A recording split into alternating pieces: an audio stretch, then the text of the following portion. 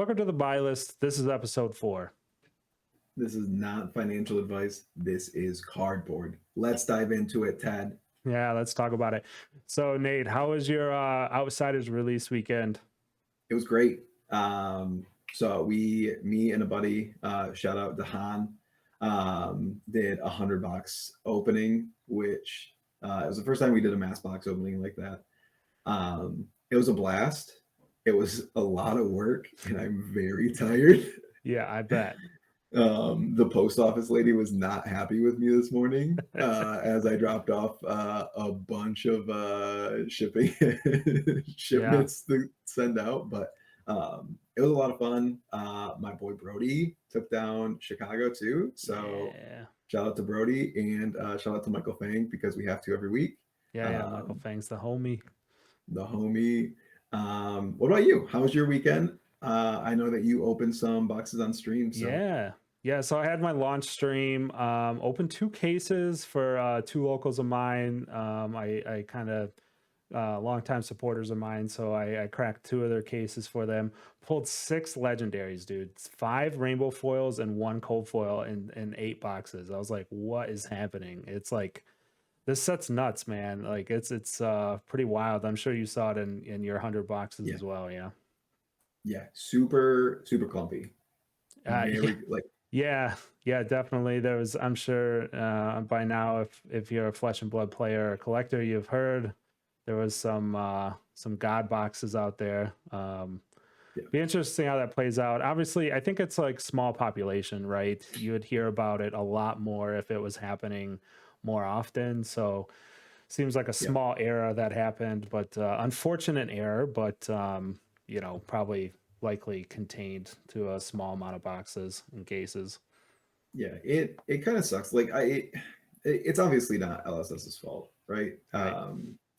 It seems like there was an error with, like, if you watch some of the ones that were recorded, it looks like the rainbow foil commons were actually just replaced with rainbow foil legendaries and fables, which is win the lottery. Whoopsie. A little bit of a whoopsie there. And like in opening all those boxes too, the print quality is dog water on Belgium. That's what we opened. We opened a ton of Belgium. Yeah. Ton of print lines, ton of just like scuffed cards that look like, instead of like a roller, like a printer roller, they literally just went through a like cheese grater. It was like, here's your piece of cardboard, fresh off the grater. And it's like frustrating as someone, as like a collector, and like you open your card. We had a plague hive that like had print lines that probably filled up like a quarter of the card. It was really bad. And so like that's a little frustrating. The cold foil seemed relatively unfazed by print quality. The centering though on the cold foils, that's terrible. Yeah, it's like more Flesh and Blood. Like, I think we're kind of come to expect some beat up cards a little bit, right? I think it's always hit or miss, right? But so I think that's a good let's segue while we're talking about this issue, because MinMax did release their poll rate numbers, right? And again, like I had said, it's a small error. It's an unfortunate error, like we said, but let's take a look at these poll rates here. I think overall, there's some of these that are kind of interesting to look at, don't you think, Nate? Yeah, I think that like opening that much, it feels like a product where you have to almost open a lot of product to eliminate some of the errors. One, I don't even think I told you this before we started recording, but we had a buddy who opened, he was I think 37 boxes deep and no cold foil legendary. So like the variance, at least on the Belgium print, is extremely high. But the longer you go, the more it evens out. Like we had like a couple cases back to back, like yours on stream, where it was just like 3 rock stars and then nothing. But I think the things that like really jumped out to me opening were the cold foil Majestics and how rare they were, and then also like the short printed non-foil Majestics. Yeah. We'll dive in. Yeah, to we'll it a little talk bit into later that too. a little Yeah. bit. A little bit different format this week. Just mainly focusing on Outsiders since it is the big, post-release week.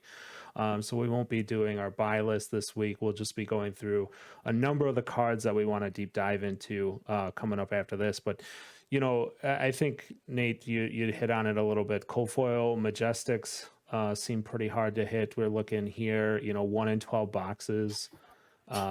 Not easy to grab a hold of. You have a number of them too, so like hitting a rustling leaves might be pretty hard to hit.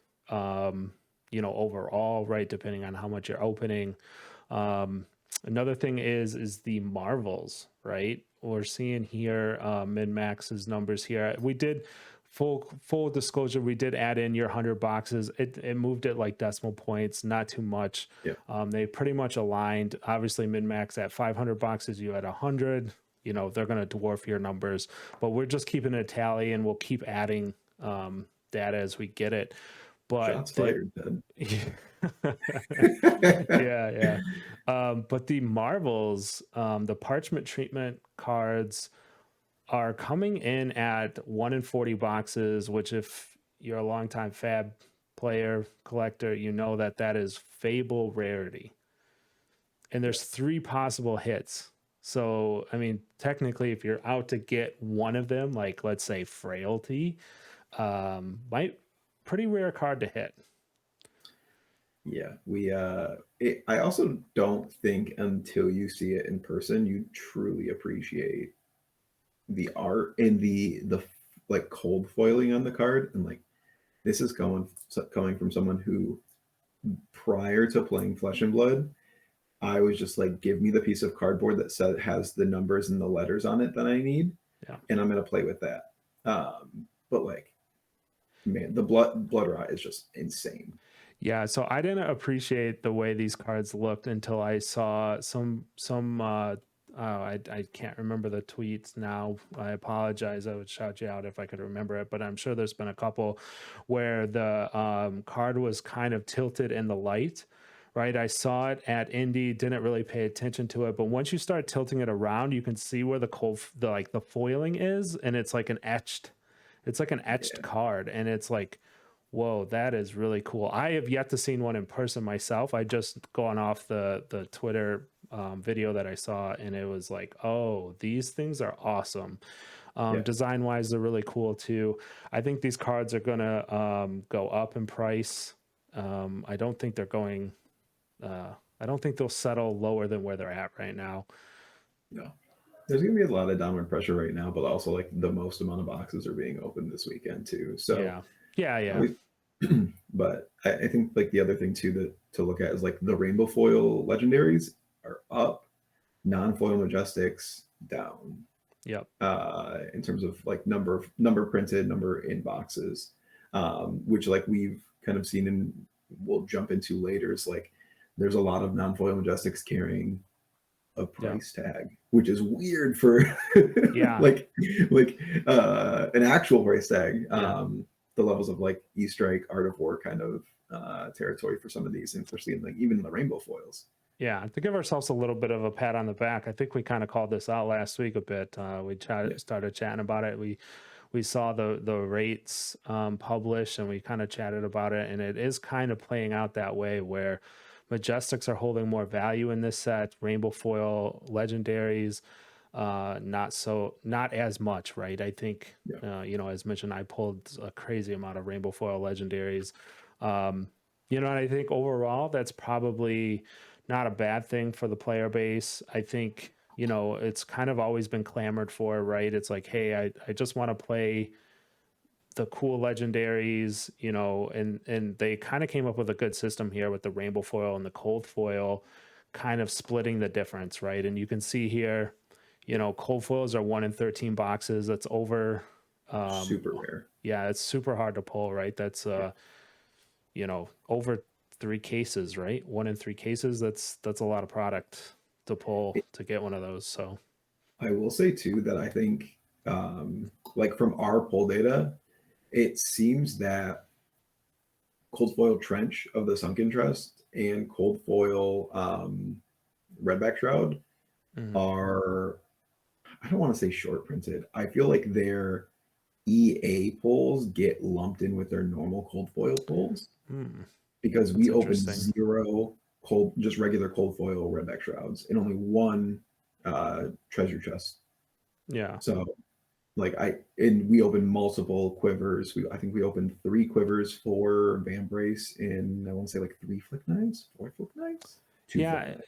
Yeah. That is Like, interesting. I wonder, like I said, I definitely want to keep an eye on some of the other bigger box breaks if we can find some more data and just see how that evens out, right? Because um, that is an interesting point. Maybe not enough data to like no, fully grasp that yet, but yeah, overall I think cold foil legendaries are doing what they want to do. They're expensive, they're hard to pull, they're a collector's item, and it looks like for the first time, maybe the first time, rainbow foil legendaries are now a player staple, right?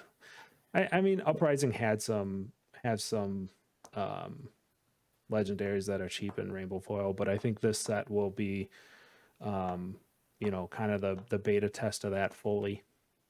yeah.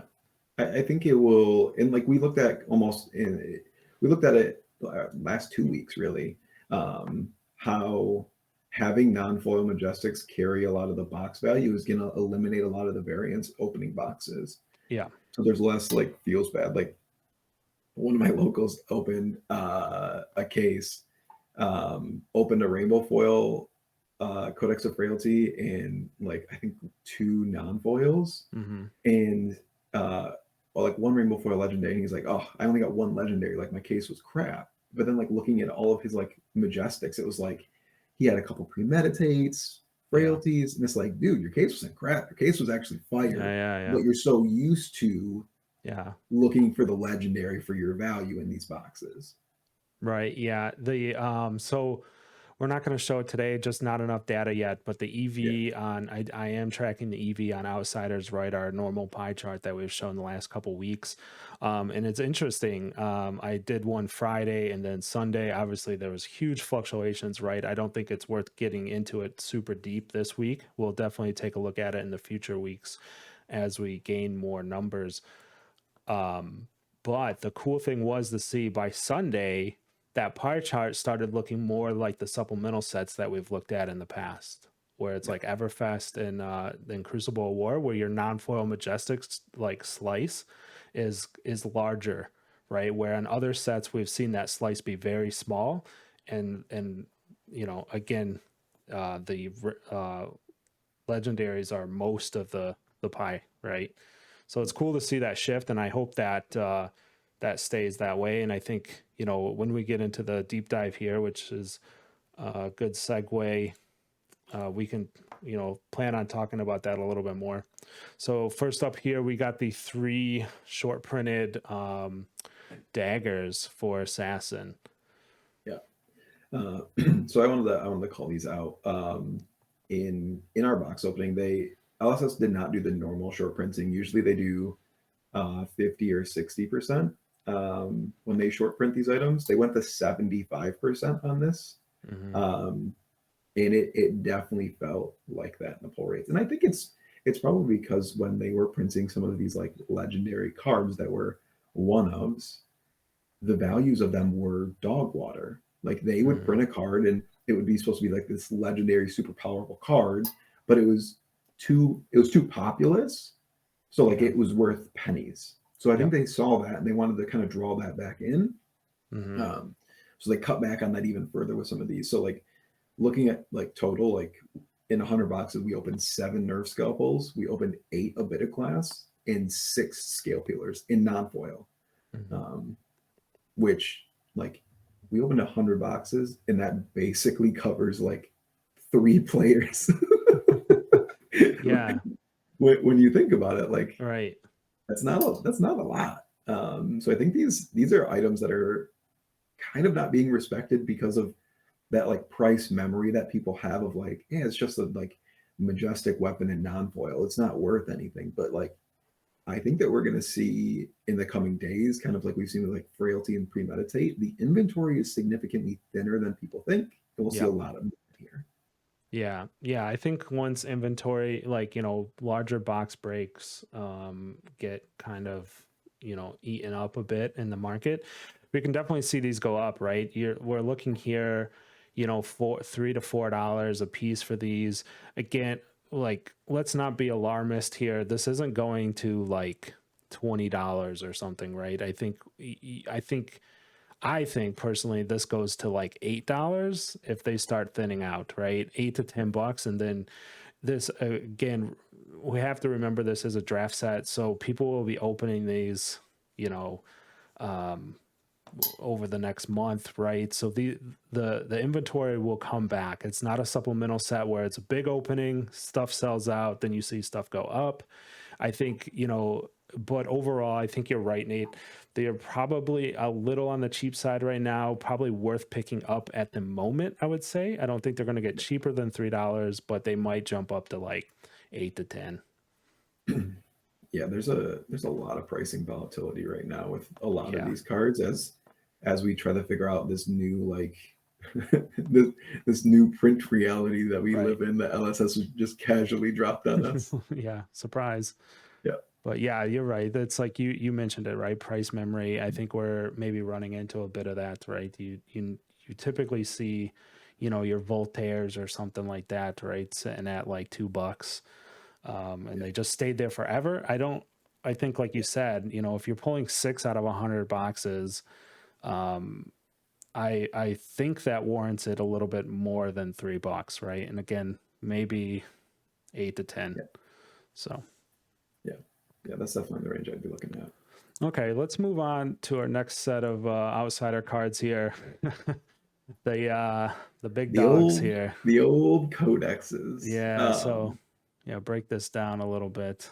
Yeah, I don't what's interesting is like looking like we mapped out when we did our 100 boxes, we mapped out every Majestic and how many of each we pulled. Um, the low end was 13 of a Majestic, and the high end I believe was like 21 or 22. Mhm. Our codexes oddly fit into 16, 16, 15. Hmm. Um, so I don't want to say they're short printed, but it definitely did not feel like we were hitting as many. But again, this could be very like clumpy boxes. Like maybe Yeah. if we opened the next two cases, we would have seen a bunch. Because like Yeah. I had shout out Michael Fang open a case for me on his stream, and he opened me three codexes of frailty because he's a homie. Yeah. Yeah. Um, so it could be very clumpy, but Codex of Frailty is, I think, definitely warranting a higher price tag because of one, you're getting less than one a case on average when you break out the actual pull data. Yeah. So you're almost looking at like seeing this as much of as like the WTR and ARC Majestics because in those sets we had 10 Majestics and we were pulling 2 a box, so you're seeing about 8 a case. So also like you're seeing them on like almost a similar occurrence. Codex of Frailty is not a generic, but it was in 4 of the top 8 deck lists in Chicago. And it's an auto include in 5 decks, which is a lot more than cards like Art of War and E-Strike can say about Yeah. themselves. So I think that it's definitely going to carry a price, like a pretty hefty price tag going forward. And I don't think that $41 is like even out of the realm of possibilities. Yeah, I think that's a good point. And kind of breaking it down, comparing it to Art of War, right? And Lightning Strike. I think there's been, I just keep an eye on Twitter, right? And we've talked about it a little bit. There's been some banter back and forth about, okay, well, this isn't a generic, but I mean, it's dual class, right? So, like you had mentioned, assassins use it. There's Azuri, there's Arachne, a number of decks use this, and I think frailty is like 100% include on those decks. Like you just Yep. can't get around it. Yep. So yeah, I don't see, it's over $30, right? If everything stays put, and I Yep. don't, and the card's so good that it will. I don't think it's falling out of favor, right? It's not like a flavor of the month card or like, oh, this new card, let's slot it in. I think it's definitely just like slot it in 100% in Lexi, Azalea. If Riptide ever gets played, you know, it's in those, right? For sure. Yeah.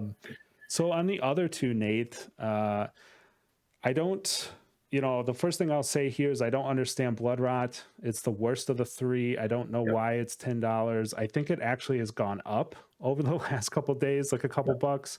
Yep. Maybe there's something going on that I don't know about, but I think it's the worst of the three. I think Inertia flipping back is like mid. It's like you can probably slot in like one or two if you're like want to get kind of crazy. So like $5 probably. I don't know. It's so early, Nate. Like I don't want to. I would say that it has a strong possibility of going up. Right. I think it can see more play. Yeah, of the two that like, well, of all three of them, the ones that like I would want to pick up right now and like hope that I was like sealing in a good deal would be Codex of Inertia. I think that it definitely has some like applications like YOLO swag off the top. Like, you know what? Yeah. Sometimes you're lucky. Blood Rot, card's Garbo.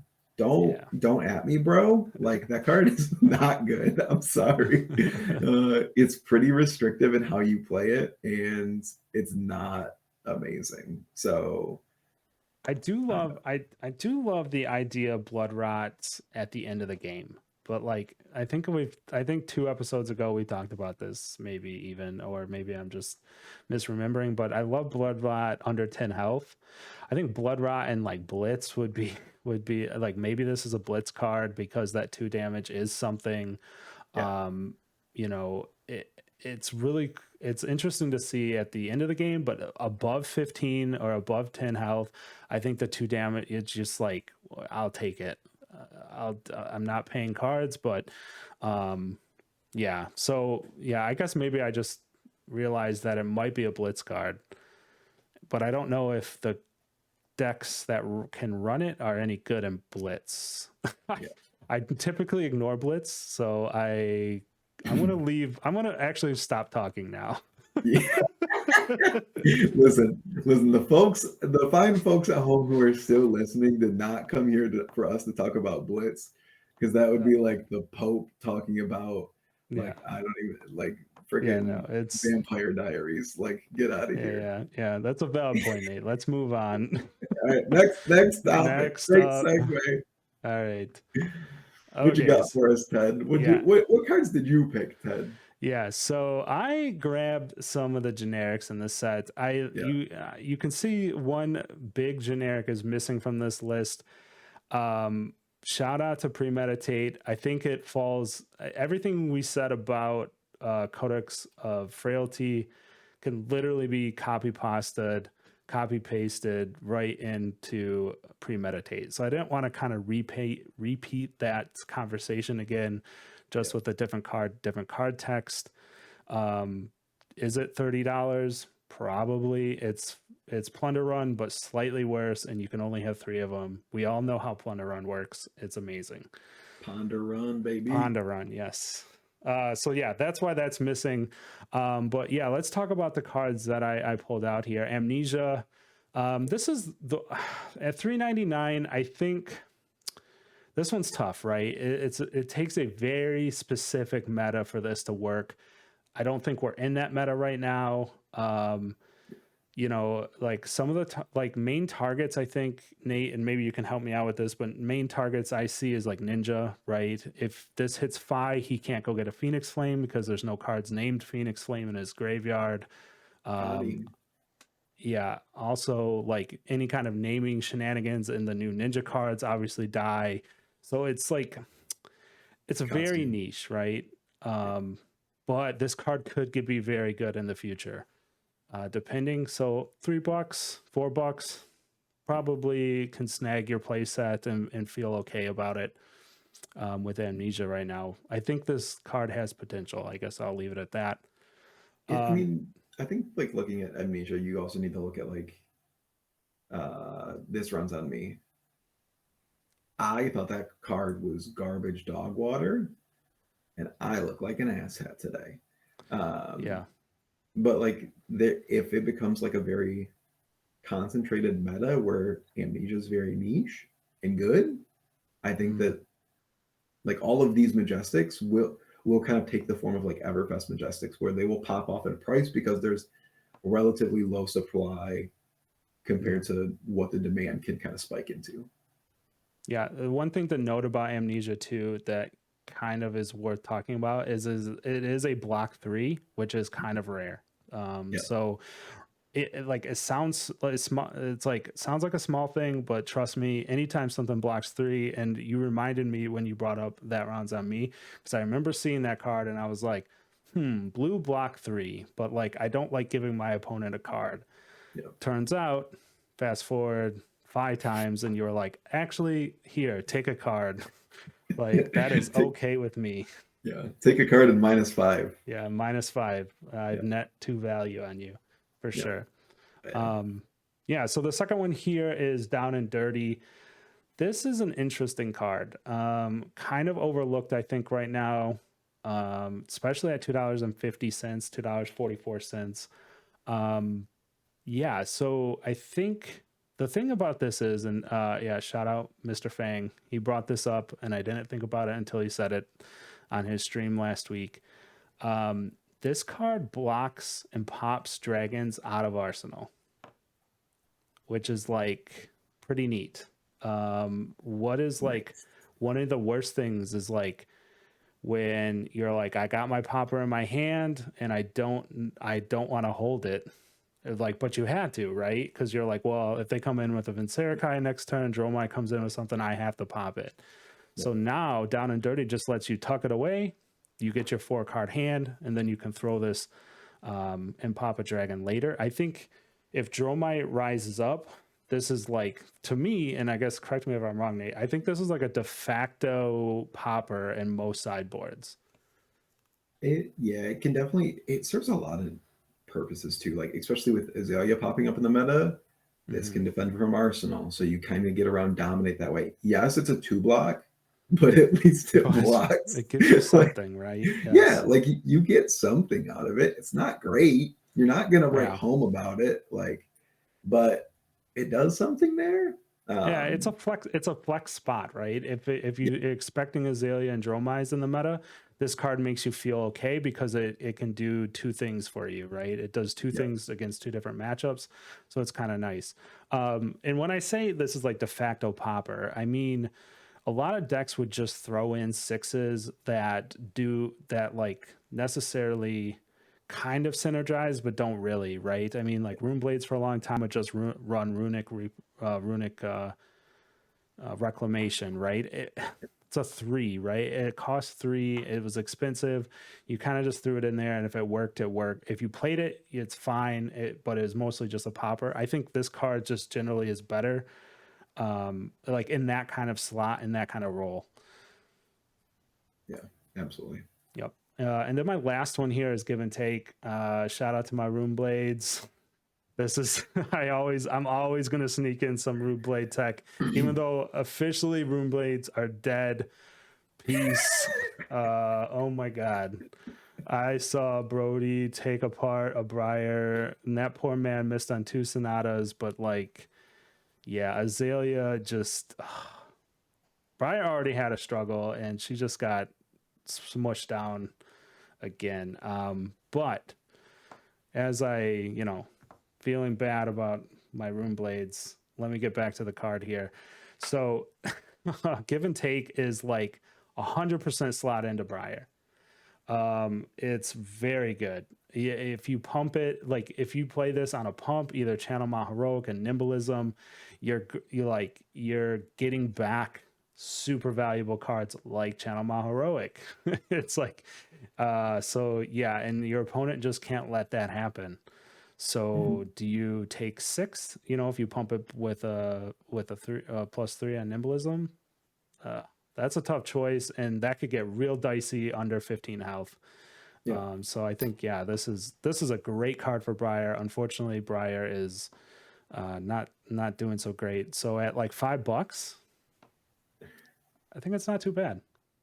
Yeah, I think looking towards the future too, if there's ever a class that maybe they like apply on hits to attack action cards, any class that can start to apply on hits to this card becomes extremely interesting and powerful. And like as soon as it was revealed, I was actually looking at it in Lexi as a way to kind of combat fatigue. I was running Scar for Scars before because, well, Mhm. Lexi doesn't block and I don't block, so like I was always down on health. But like Yeah. I looked at this and I was like, man, this is kind of a better slot in because like into Oldham specifically, it's like, are you gonna take 3 or do I get an arrow back? Because I'm okay with Mhm. either. Mhm. Um, so I kind of liked it in that situation. Yeah, you just have to like the one thing to note here, and that's why I was mentioning the pumps, right? Is um it is not it is less than and there is no equal clause in this text, right? I know it's kind of like even in my brain, I like read it like 3 times and I was like, oh, less than or equal to, but it's not the case. So it's a little bit, you know, you got to be careful on that, right? Again, on Briar, if you want your channel mount back, you gotta pump it with something, right? But Yeah. obviously that's very easy for her to do because that's her whole game plan. But yeah, I think this card can. I think you put it perfectly, saying like, you know, that all you got is kind of a perfect comparison to this card, right? It might not see too much play now, but maybe in Dust Till Dawn, the Rune Blade, you know, the Rune Blade in there can really use this. Yeah. Just you know, and he's using pumps or the new character, he or she, and I think there's a slot in, and the price will go up from $5. I will say right now, this price might go down. like, like let me just put that caveat out there. I could see this dipping down a little bit, so may you know buy at your own risk at this point right now, and it might be down by the time this episode even comes out, right? So. Yeah. We are recording on Monday night. This comes out on Wednesday. The market's crazy right now. So Yeah. Absolutely. all right, let's wrap it up with the big dog here, the Fabled. I have my Like, opinions on this. Nate has his opinions. I'll go first. I don't think this card is as good as it seems. On I the randomness kills me, man. you're right, Because it Ted. It's better. I don't know, man. The random. I actually seen it at my locals over the weekend. A couple people were playing with it. You know, did the dual D3 roll, and he just rolled. I forgot what he rolled, but it was like a token that did nothing, and I was just like, oh, it's like it was like inertia, and there was like no way he was keeping an arsenal, and I was just like, yeah, that's a yellow that blocks. It's a cracked bobble at that point, and it bums me out. So Dando had this in his Yuzuri deck for Chicago, and here's my argument: Assassin's cards are so bad that like shit, like you might as well get something out of what a card that you pitch because like your weapon sucks, your cards suck. Like at least this does something when you pitch it. Uh, Um, it like so yeah, if it did not say random, this card would legitimately be busted. yeah. I still think this might be one of the strongest fables we have seen printed yet. Um, Mm, you can just sideboard this out in matchups that like you yeah. don't think it's going to matter, right? But like um, you look at it. I actually took a minute and I looked at my Lexi deck and I was like, am I cutting Heatseeker because this card exists? And you know how much I love Heatseeker. Yeah. I am the proud owner of almost 20 Heatseekers. And I think that card is absolutely cracked. And I looked at this card and I was like, how you doing? Yeah. Um, like it you just bring it in the matchups where like every token does something, right? Like Yeah. if you're facing an assassin or a ninja, when you roll that dice, it probably doesn't matter what you land on. It's gonna matter there. Yeah. You into Oldham, all those things matter. Icelander, two of those things matter. Yeah. No, Imagine if I I mean won. that's valid. I don't know how much I'm down with the argument that all the other assassin cards suck, so this one's just better. Like, yeah. I mean that's yeah, that's just the way it is. I agree with You you. know, You could definitely sideboard it out, right? Yeah, you can just side it out. That's what Dano had it in his board, but like into slower matchups where you might see this 2-3 times, the value on pitching this card is actually like it's probably better than Heart of Findale. Yeah. Don't come at me, Michael Hamilton. So I mean, that brings up the point here. I got the rainbow foil and the cold foil prices here currently. Yeah. Dando definitely pumped this thing, right? It was trending Mhm. towards like 100, like 130. I think I saw was the lowest I saw. Maybe it Yeah. dropped a little bit lower. I was Mhm. in the belief that it was going down. Obviously, things happened, and Azuri made a surprise appearance, which definitely pumps it up.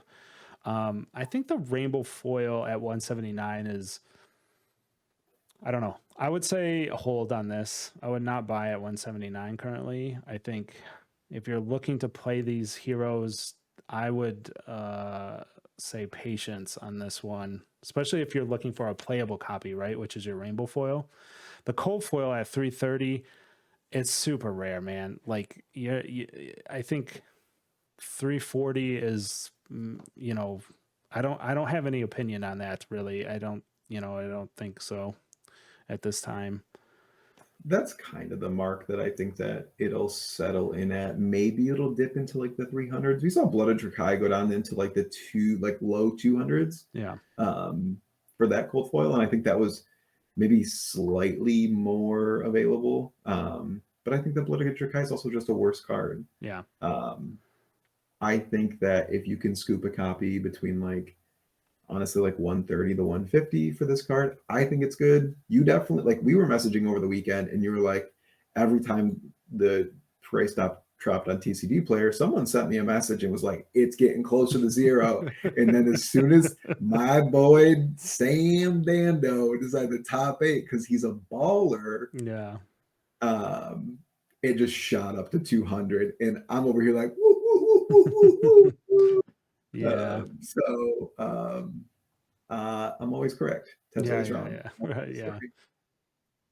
Yeah. Since this one is a little bit more playable than Blood of Drakai, it's, you got to keep that in mind. I think it's, especially after seeing it being played and played well, you're probably over 100 is likely where it's going to live at. Like you said, maybe 130 to 150 in the near term. Maybe in 6 months, as things cool off, you can get it at 100.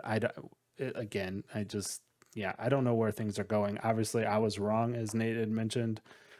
Super wrong. Super wrong on this one. So maybe don't take my full opinion on this, but I think it'll come down a bit, and then you'll just have to decide when you want to snag it. So yeah, it looks super cool though in person. I think the art in this set is definitely understated from the pictures and like the foiling LSS J Dubs. I just want to say y'all keep if you're knocking it out listening, of the park. Yeah, J Dubs listens. Let's be yeah. real. J Dubs 4th episode and one. he listens. Oh yeah, for sure. You guys are killing it with the foiling. Yeah. The Codex cards look absolutely insane and beautiful, and I cannot wait to. I really want to play with them, but in all reality, I'll probably grade them. So I just need a Codex of Blood Rot now. That's all I need to find. Yeah, for sure. All right. All right, Nate. I think that's going to do it for our deep dive into Outsiders. Again, no buy list this week. We wanted to spend all of our time on Outsiders and just what we saw, and it's a very exciting time. I am pumped for this change in rarity, right? I think this is very cool. No one wants like 50-cent Majestics. No one wants to see that because then it's always a bummer when you open one.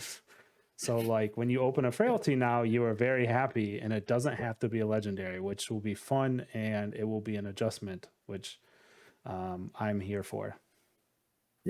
Yeah, exactly. I will say like opening 100 boxes, I still want to open more. It's a very fun set to open. Like you get like the little dopamine hits from like the rainbow foil legendaries that you're getting like pretty frequently, and then like the big hits, the rare stuff. Oh shit, it's like Cloud9, baby. Like you're just like, this is something truly rare, and you had to work real hard to get it. Which is really cool. And I think that's like kind of the embodiment of Flesh and Blood 2.0 and what they wanted to do to the collector space and the player space and kind of merge them into one, which is like LSS just keeps like they're not happy with just like, this is what I want to do for the game. Yeah. Print it, push it out every single set. They're always improving, always growing, and it's why I love Flesh and Blood. Yeah, like they could have just stayed with Uprising, right? Yeah. Like Uprising, ton of marvels with the dragons, right? Majestic's worth just let's call it as it is. Majestic's worth absolutely nothing, right? Yeah. Like Yeah. and I'm not even mad about it, but then again, this is better, and like you said, they're pushing the envelope and trying new things, which is really cool. I like that a lot with this set. Yeah. So, all right, that is going to be it for this week, Nate. So, good discussion, and we'll be back next week, and we'll be probably talking some EV on Outsiders and seeing what's up and see what's shaking. So, yeah. All right. Absolutely. Thanks, everybody. See ya. Peace.